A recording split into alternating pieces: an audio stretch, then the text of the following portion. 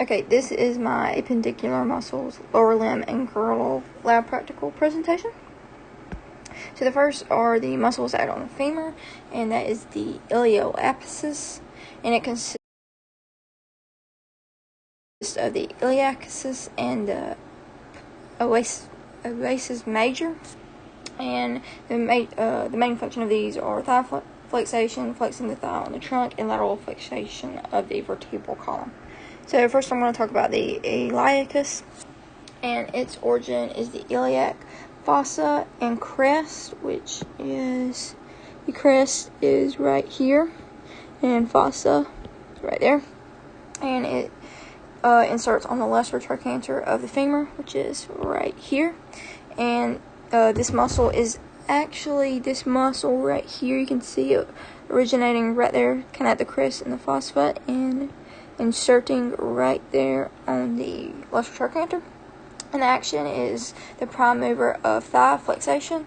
So just think about taking your leg, sticking it straight out, and moving it up. So you wouldn't bend at your knee. You would take your whole leg and move it up, and that movement would come from your hip. So you're keeping your leg straight out and just bringing it up. It's also a flexor of the thigh on the trunk. So bringing your body forward, so like bending down to pick something, just bringing this part of your body forward. And then it is also allows for lateral flexation of the vertebral column, so just being able to bend to side. So the next one is the psoas major. It originates from the transverse process body and disc of the T12, which is thoracic vertebrae, and the lumbar vertebrae. So you can see that the T12 is already right there, and then the lumbar, or these bottom ones right there. So that's its origin. The insertion again is the lesser trochanter of the femur, so right there, and you can see this muscle right here. Actually, you can see it originating from those vertebrae and inserting right there at the lesser trochanter. The action is prime mover of thigh flexation, so again, keeping your leg straight and bringing it up, moving it right here at your hip. And it also allows flexing of the trunk on the thigh, so keeping your body stable right there and bending forward like you're bending down to pick something up. And it also allows for lateral flexation of the vertebral column, so again, being able to have the ability to move side to side. So the next muscles that act on the femur are the quadriceps femoris, and it is consisted of the rectus femoris, the vastus lateralis, the vastus intermedialis, and the vastus medialis. So the first one, the rectus femoris, is this muscle right here. The origin of this muscle is the anterior inferior iliac spine, so right here, and also the superior of the acetabulum, which is that right in there. The insertion is the tibial tuberosity and the patella, so the tibial tuberosity is right here, and then the patella is shown right there, which is just basically your kneecap. The action is to extend the leg and flex the thigh, so leg extension would be if you have a person and they're sitting. Actually, a better way to describe this would be if you have a person and their leg is bent back like that, it would just be bringing their leg back forward, so then they would be like that instead. So just bringing your leg forward. So the next one is the vastus lateralis, and it is this muscle right here. Its origin is the greater trochanter, which is right here, the intertrochanteric line, which is right there, and then the linea aspera, which is this line down through there. The insertion is the tibial tuberosity, which is right there, and the patella, which is right there, which is right there, the kneecap. And the action of this is to extend the leg. So for leg extension, you would have pretty much a person, and here's their leg. You would bring their leg forward, so now they are standing straight like that. So that's leg extension, and it also works to stabilize the knee. So the vatus intermedius, I actually already have it outlined, but is, here, I'll erase it, is this muscle right there. Its origin is the anterior and lateral surface of the femur. So the anterior surface is already shown right there. So it would be this side, the lateral side of the femur on the anterior side. The insertion is the tibial tuberosity, which is right there. And again, the patella, which is shown in those pictures, and right there. So again, the action of this muscle is to extend the leg. So you have a person with their leg like that. Just bringing that leg forward. And now they're all straight. So the next muscle of the quadratus femoris is the vastus medialis. And it is this muscle right here. The origin is the linea aspera, which is down through there again. And the intertrochanteric line, which is shown right there. The insertion is the tibial tuberosity and the patella, which I don't have a picture, but you can see it right there. Again, the action is to extend the leg. So, a person, knee, arm, just bringing that leg forward, just like that. So just think of if you're about to kick a ball, you bend your knee back, bending your leg back would be flexation, and then going to kick it and bringing your knee forward again is extension. So that's the best way to describe it, and it also stabilizes the knee. So moving on to more muscles that act on the femur, you have the adductor magnus, which is this picture right here. Oh, it's not supposed to be red. Right here. I couldn't really find a good picture using the model, so I had to look up one. The origin is the ischial and pubic rami, so right there. And the insertion is the linea aspera, which is shown right there. And the adductor tubercle of the femur, so right there is the insertion. And the action is to adduct the thigh, so moving the thigh inwards. So you can just kind of think of moving your thigh towards the midline. So it's a motion of moving your thigh towards the midline. Immediately rotating the thigh. The best way to explain that is taking your foot, and turning it in. And when you turn that in, it's going to cause your thigh to rotate inwards also. So it's just the rotation of your thigh and your whole leg towards the middle of your body. This muscle also flexes the thigh. So if you take your leg and hold it straight out like that and raise it up, that would be thigh flexation. So if you think about just standing up and keeping your leg straight and moving it forward, that would be thigh flexation. And it is important to note that this the adductor magnus is a synergist in thigh extension. So the next muscle that acts on the femur is the adductor longus, and it is this muscle right here. Again, I couldn't find a really good picture, so I had to look up one. The origin is the pubis near the pubic symphysis, so right in here. As you can see, your pubic symphysis is right there. So the insertion is the linea aspera on the femur. And the action is to adduct, immediately rotate the thigh. So again, adduction is moving it towards the midline, moving your leg towards the midline. And the immediately rotating the thigh again is, you can think of bringing your foot, rotating it towards the middle, which will cause your, it's just pretty much the rotation of your thigh towards the middle of your body. And then it also flexes the thigh. So think of just standing still, keeping your leg straight, and bringing your leg up or forward, which is the best. There we go. So just bringing your leg up or forward would be flexing the thigh. So the next muscle that acts on the femur is the adductor brevis, and it is this muscle right here. Again, I use my own picture. The origin is the body and inferior pubic ramus. So in this area would be your origin, and then the insertion again is the linea aspera on the femur. It's down through there. And again, it adducts and immediately rotates the thigh, so moving leg towards the midline, rotating the thigh inwards, so which would cause your foot to rotate in. So just think about rotating your foot in, and that immediately rotates the thigh also. And then flexing the thigh, which is again keeping the thigh straight, or the leg straight, and you can think of standing up, keeping your leg straight, and just coming up with your leg while keeping it straight, and that will flex the thigh.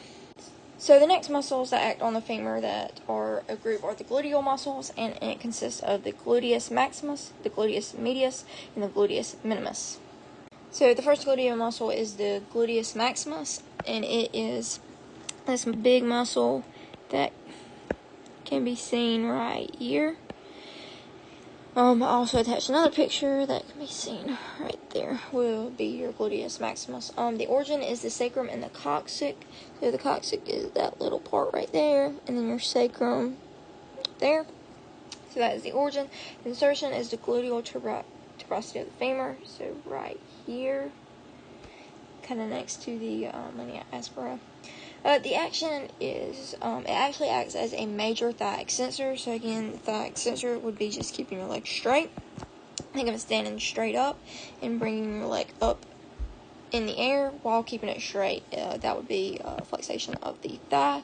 And then it also laterally rotates the thigh.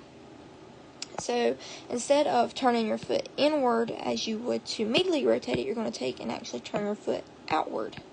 So think of turning your foot outward, and that will immediately rotate your leg and thigh. So you're kind of just rotating it towards the outside or laterally. And then it adducts the thigh, which means it moves away from the midline. So just think of moving your thigh away from the midline, which more than likely kind of causes you to move your whole legs from the midline. So just think of moving it away from your midline. So the next gluteal muscle is the gluteus medius, which again I had to use my own picture because I just felt it was easier to show using this. This is the muscle that we're talking about. Its origin is the upper lateral surface of the ilium. So right in here would be its origin. Its insertion is the greater trochanter of the femur. So that right there.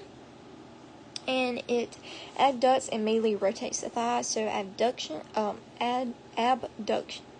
abduction is moving the thigh away from the midline. So moving your leg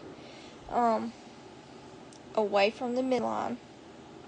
So just think about standing straight up, picking your thigh, or kind of picking your leg up and moving it toward the outside of your body, away from the middle of your body. And it also acts to immediately rotate the thigh. So again, think of taking your foot, rotating it towards the inwards, and just rotating that whole leg towards the middle of your body. So the last gluteal muscle is the gluteus minimus. And again, I use my own picture, and it can be seen right there. That's the gluteal minimus, and its origin is the external inferior surface of the ilium. So here you can see, kind of right in there is where it attached. You can also see it in this picture. You can see its origin, which I'm going to do in a different color. I'm going to do it in green, is right there. You can see its origin right there. Its insertion is the greater trochanter of the femur, so right there. And again, its action is to abduct and immediately rotate the thigh. So abduction, again, is moving away from the midline, and immediately rotating the thigh will cause that foot to rotate inwards, and in turn you're going to rotate, just rotating that leg towards the middle of your body, or rotating it immediately. Okay, so the next group of muscles that act on the femur actually make up the hamstrings, which consists of the biceps femoris, the semitendinosus, and the semimembriosus. Okay, so in the group of hamstring muscles, the first one is the biceps femoris, and it is this muscle that is right here. Its origin is the ischial tuberosity, the linea aspera, and the distal femur. So the ischial tuberosity right in here, the linea aspera right in here, and then the distal femur is just kind of like the lower part of your femur, so right in there. The action of this muscle is to extend the thigh. So again, think of keeping your leg straight and standing up and bringing your leg forward. While keeping your whole leg straight. It will be extending the thigh to right in there. It also flexes the leg. So leg flexation would be this person standing just as they are and bringing this part of their leg backwards, so they now look like that. That would be leg flexation, and it also works to laterally rotate the leg. So you would think of moving your foot to the outside along with your whole leg. So just rotating your leg to the outside part of your body, also known as the lateral side of your body. So the next muscle in the hamstring group is the semitendinosus, and it is this muscle right here. Its origin is the ischial tuberosity, and its insertion is the medial aspect of the upper tibial shaft. So just kind of like the medium part of the tibial shaft. So right in that area is its insertion. And its action is again to extend the thigh. So think about keeping your leg straight, standing up, and bringing it forward. Can't really draw it up, but it would bring that leg forward like that while keeping it straight. And it also works to flex the leg. So say if this guy's leg is just like that, and move this part of your leg back, so now it would be like that. That's leg flexation, and it works to immediately rotate the leg, so moving the leg inwards. So think of taking your foot and move it toward the inside of your body, which causes your whole leg to move or rotate to the medial portion of your body, or to the middle. So the next one is the semimembranous muscle, and it is kind of in this area. That isn't the best picture. I attached another picture that I looked up that shows it right here. Its insertion is the medial condyle of the tibia and the lateral condyle of the femur. So the medial condyle of the tibia is right here, and the lateral condyle of the femur is right here. I skipped this in origin. Origin is the ischial tuberosity, so right here is its origin, and then its insertion is the medial condyle of the tibia and the lateral condyle of the femur. And its action is again to extend the thigh, put your leg straight, bringing it up towards the just moving your leg up towards your body. It also flexes the leg, so again, leg straight like this, and moving it back, so now it becomes bent. It's leg flexation, and it works to immediately rotate the leg inward, so moving your foot in and rotating your leg to the inside. So the next muscle of the thigh is the sartorius, and it is this muscle right here. Its origin is the anterior superior iliac spine, so right there. And its insertion is by the aponeurosis into the tibia. Here is your tibia, so it probably inserts itself somewhere along that. The action is to flex the thigh, so again, keeping your leg straight and picking it up, moving it towards your body. So think about standing up and keeping your leg straight and moving it up. It also abducts the thigh, so it moves it away from the midline, so moving your leg to the outside. Again, standing straight up, you can think about taking your leg and pushing it, moving it out laterally or to the outside of your body. And then it laterally rotates the thigh, so it would cause your foot to rotate your foot outwards, and that would cause this whole your whole leg to rotate towards the outside. So just think about rotating your leg laterally. And it also flexes the leg. So again, this model's leg is straight. So you would take this backwards and it would now look like that. So that would be its leg with its knee right there, and then the lower part, or its thigh, the knee, and then the leg flexing backwards. So the next muscle of the thigh is the tensor fasciae latae, and it is this muscle right here. You can see it. Its origin is the anterior aspect of the iliac crest, so right in there. And it other origin is the anterior superior iliac spine, so right there. The insertion is along the iliotibial tract, and it is this little tendon, or this little thing that runs along right there. So you can see that is insertion, and its action. It actually steadies the trunk on the thigh. It flexes the thigh, so again, keeping the leg straight and bringing it up. So think about standing up, keeping your leg straight, and bringing it towards your body. It also abducts the thigh, so it moves it away from your midline and immediately rotates the thigh, so moving your foot to the inside, which causes your whole leg and thigh to rotate medially, which means rotation towards the midline.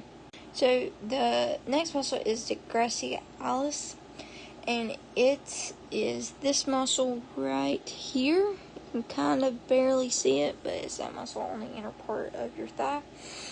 Its origin is the inferior ramus down here, and the body of the pubis right there.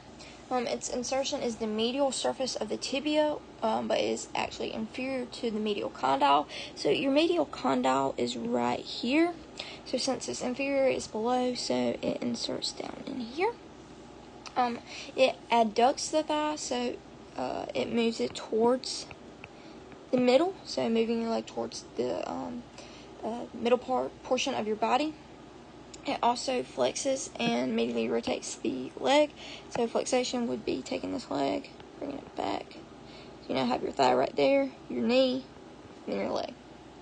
And then immediately rotating your leg will be bringing your foot to the inside along with your leg. So rotating your leg towards the middle of your body. The next muscles of the leg are of the anterior compartment, and it is the tibialis anterior, the extensor digitorum longus, and the extensor anterior compartment leg muscles. So the first muscle of the leg, the tibialis anterior, is this muscle right here. Its origin is the lateral condyle, which is right here, and the upper 2/3 of the tibia. So here is your tibia right here, so the upper 2/3 would be somewhere in that area. The insertion is by a tendon into the inferior surface of the first cuneiform, which is right there. It's the first cuneiform, and the metatarsal one right in there. And it is the prime mover of dorsiflexion. So here is your foot right here, and it's just moving your foot upwards. So it'd be like taking this foot right there, moving it up. So like moving your foot up towards your body or your leg. So the next muscle I'm going to talk about is the extensor digitorum longus, and it is this muscle right here.